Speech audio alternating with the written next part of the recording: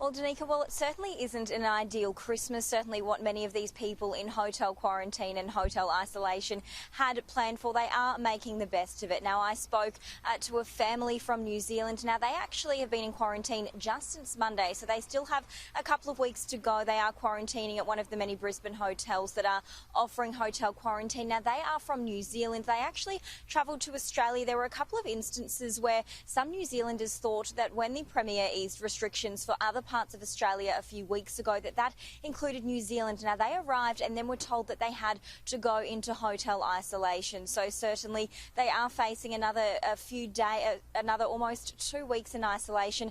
But they told me that they are going to try and make the best of the situation. We got the call this morning to say that myself and my partner will be COVID tested on Christmas Day. I think my daughters and I today are going to get some paper and pens and try design a Christmas tree just to put up on the window.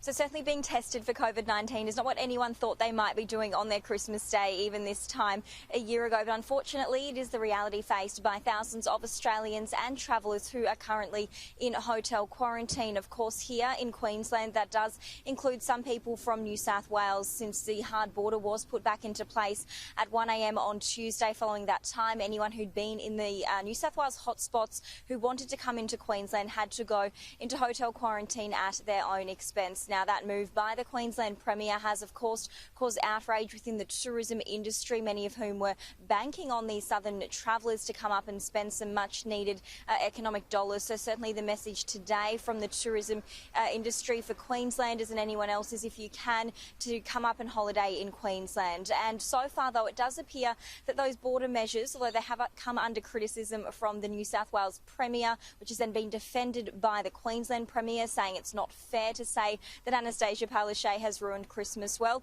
it does seem to be working. So far, Queensland has recorded no locally acquired cases of COVID-19.